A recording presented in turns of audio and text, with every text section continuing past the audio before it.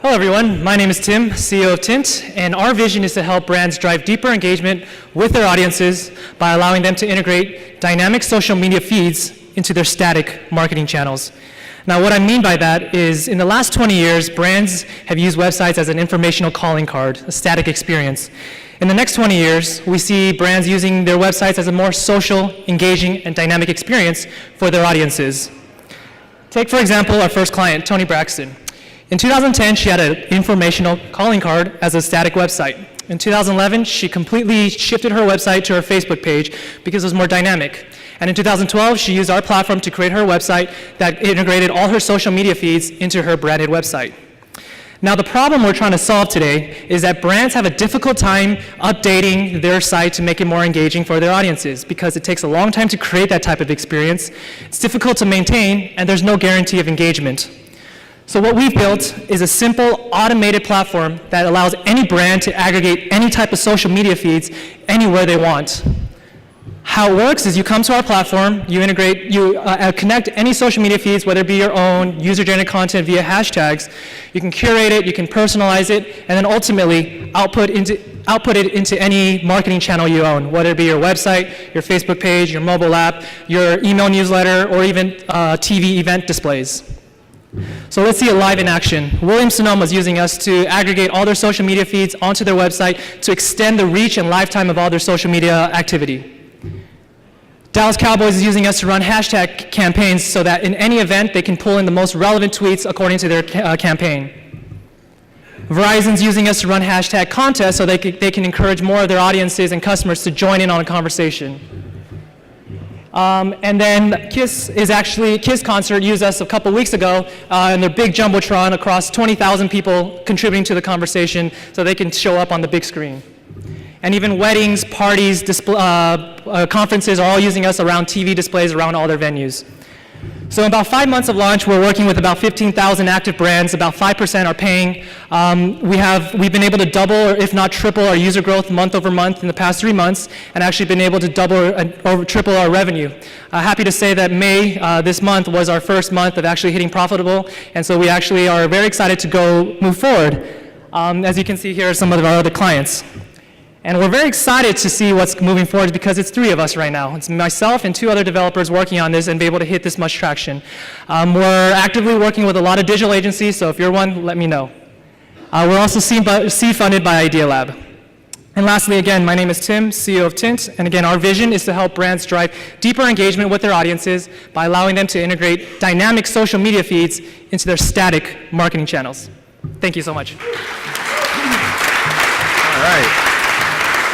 That was tight pitch. Michelle. Well, it sounds like you've had a lot of success already, and my question is probably very simple, or my observation. As a brand, I would be concerned about, through some of the social media, negative comments, and is there a way to filter that out to protect your brand? All right. Pete?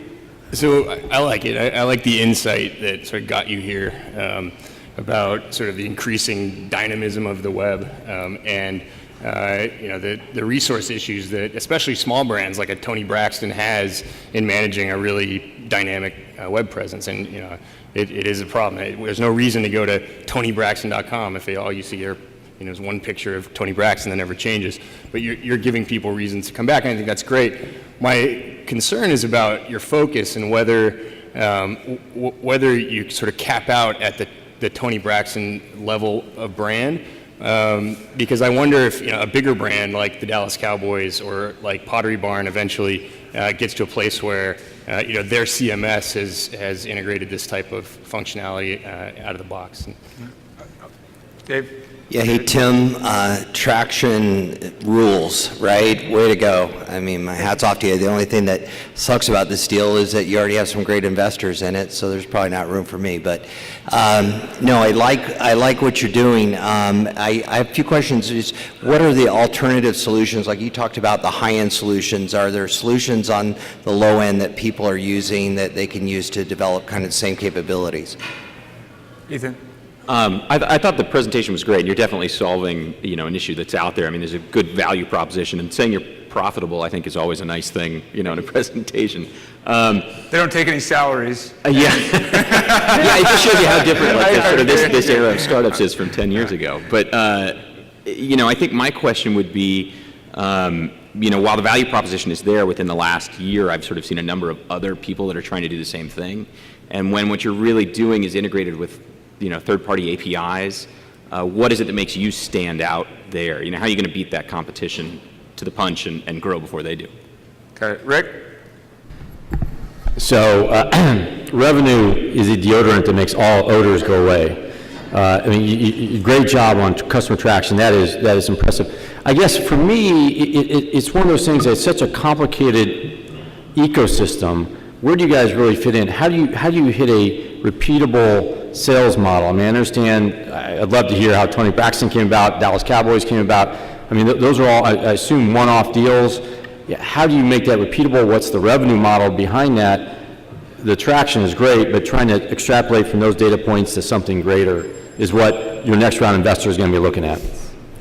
Okay, so we have a moderation panel. Everyone can moderate it manually or automatically, so that's fine.